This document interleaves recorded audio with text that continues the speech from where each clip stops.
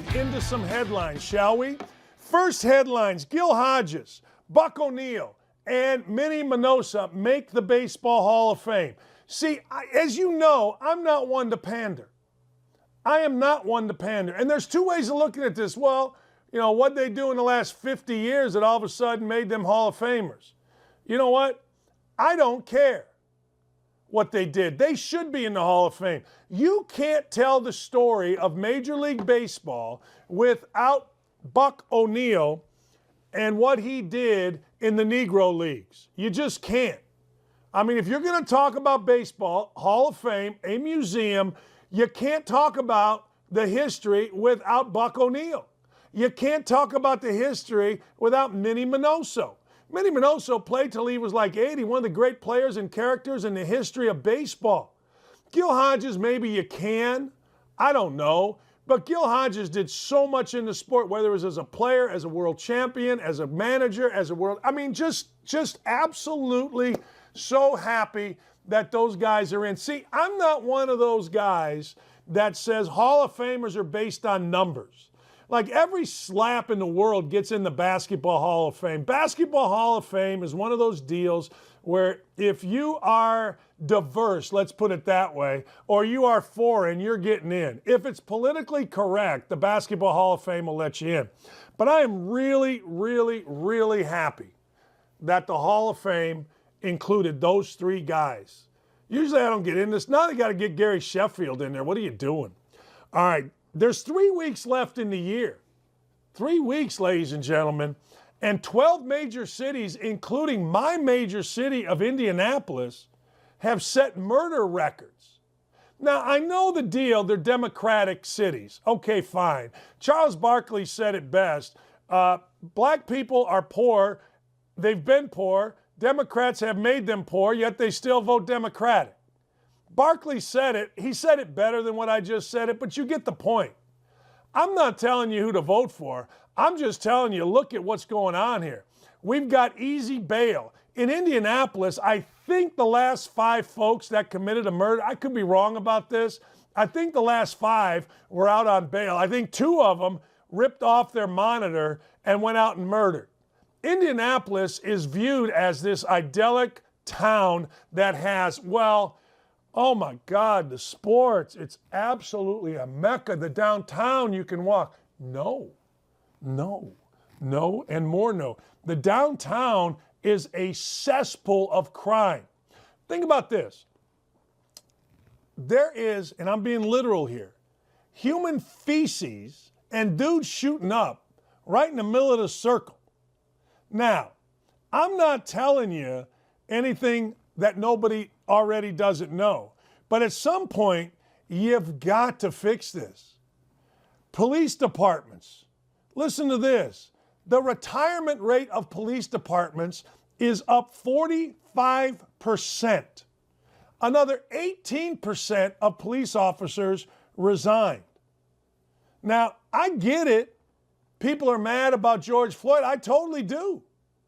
And there's always going to be bad people in every walk of life. I mean, turn on Twitter and you're going to see professors act like idiots. Turn on Twitter, some teachers. Turn on Twitter, some businessmen. It doesn't matter.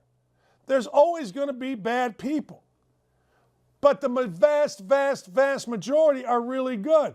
Like Lori Lightfoot has been a complete disaster in Chicago. A complete disaster. I mean, and right now, listen to this.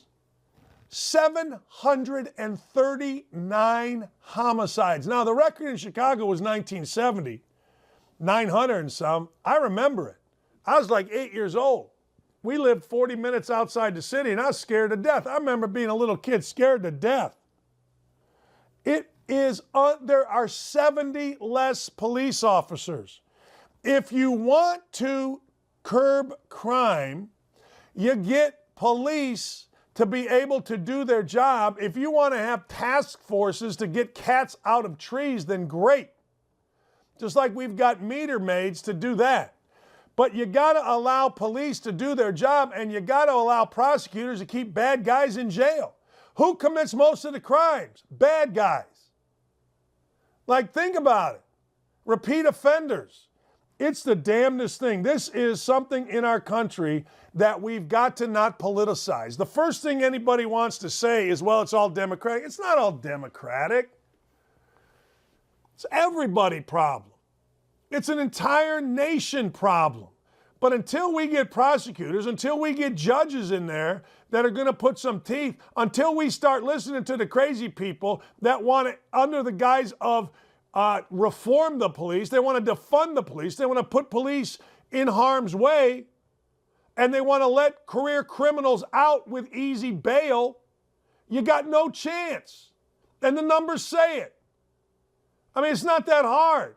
Listen, but the world we live in is without consequence. You can't live in a world without consequence. The Bible says just because you can do everything doesn't mean you should. There's got to be consequence. You got to have a threat of, look, you do this, you get caught, life's going to be really bad. Not you do this, you're going to get caught, you're going to thumb your nose at a judge and a prosecutor and be out and do it again. It just literally doesn't make sense. It's the breakdown of society. And I got to tell you, if I have a platform, which I do, I'm going to talk about it.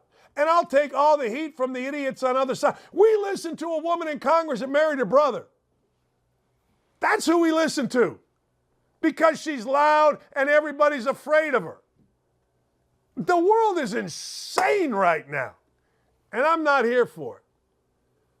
This whole deal of letting people out that have committed serious crimes and thinking they're not going to do it again is so freaking idiotic. It goes against any kind of logic.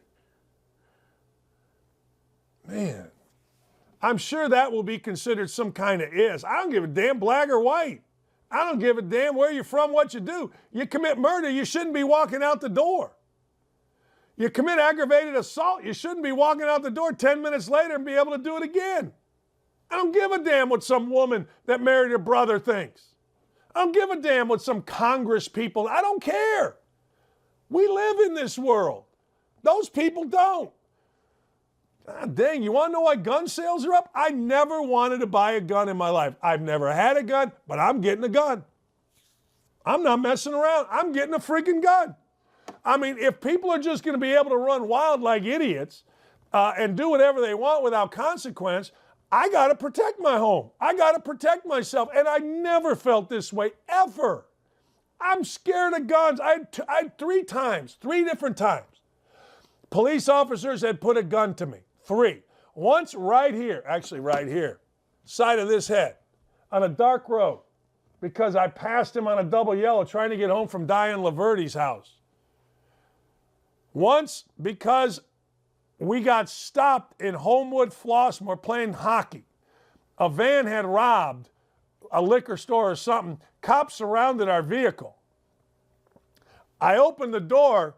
I had a big wad of dip in. I spit and I hit it right on the cop's shoes. Gun. I'm like, whoa. The 3rd time was in Franklin, Indiana.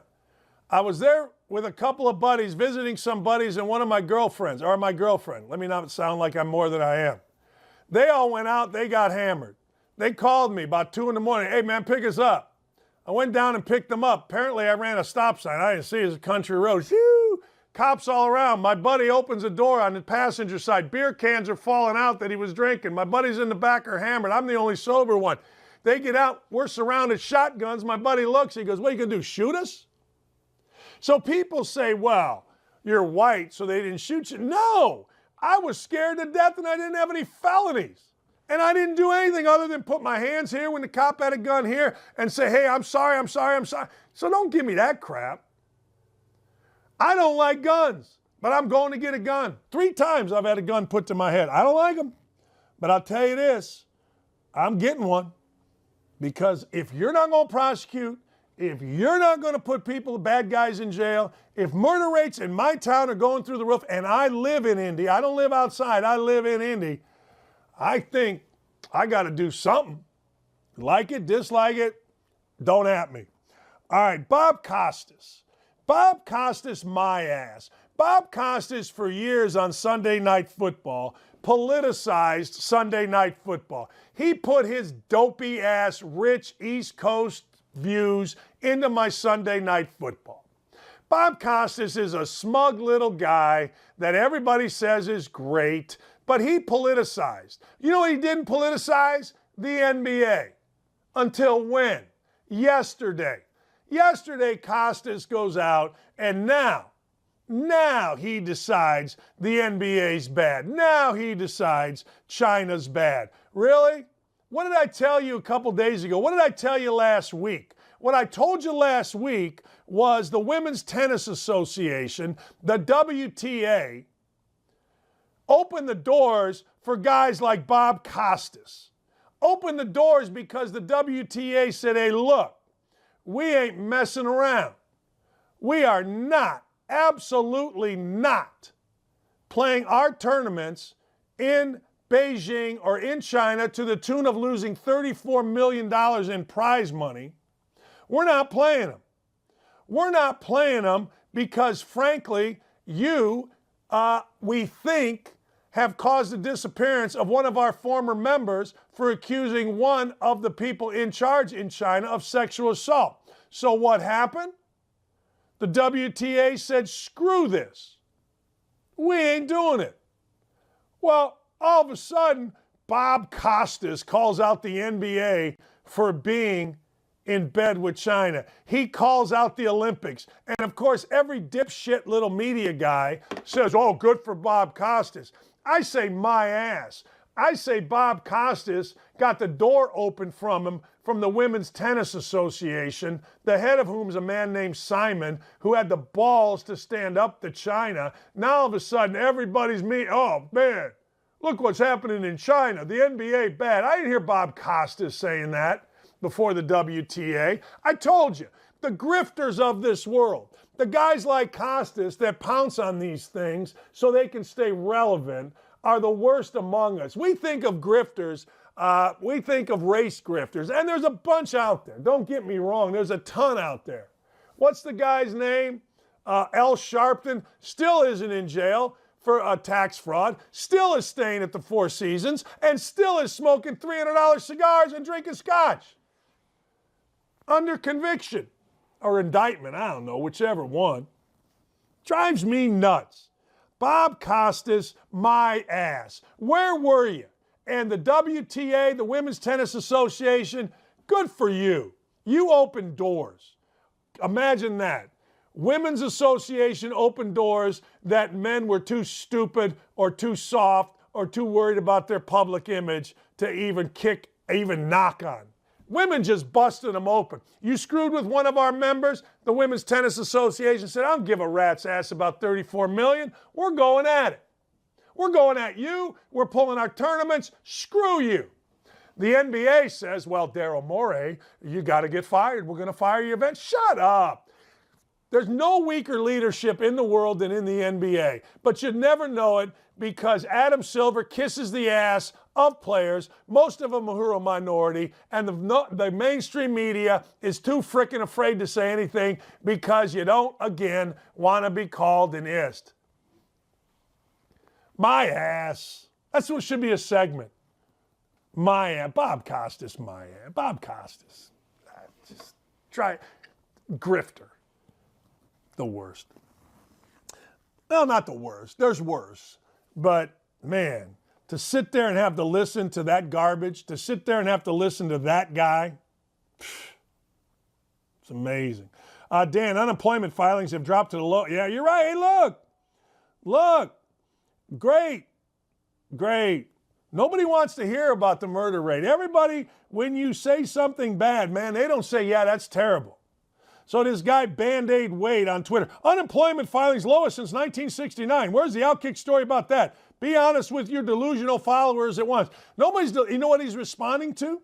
He's responding to 3 weeks left in the year and 12 major cities have set murder rates. Instead of saying, yes, that's horrible, let's do something about it, this idiot on Twitter, at Band-Aid Wade, who is trying, he's a liberal, which is fine, but instead of just saying, yeah, that's terrible, he comes back with, oh, no. Look at what my president's doing. That's why we're idiots. We're stone idiots. You're right. It's great that unemployment filings are there. But that doesn't take away from the fact that 12 major cities run by Democrats all have murder records, and there's 3 weeks to go. People are idiots. Great. Don't be so insecure that when somebody says something against the mighty Joe Biden that you immediately have to defend him. Jesus, it drives me nuts. It's the same with Trump people. You say something against Trump, they immediately can't, even if it makes sense, agree with it and say, man, we got to do something about this murder rate. You always got to defend. Look, this isn't a communist country. You can speak out against somebody. How about having a conversation? How about saying, man, murder rates, we got to do something about it. But no, unemployment, how about talking? Guys, people are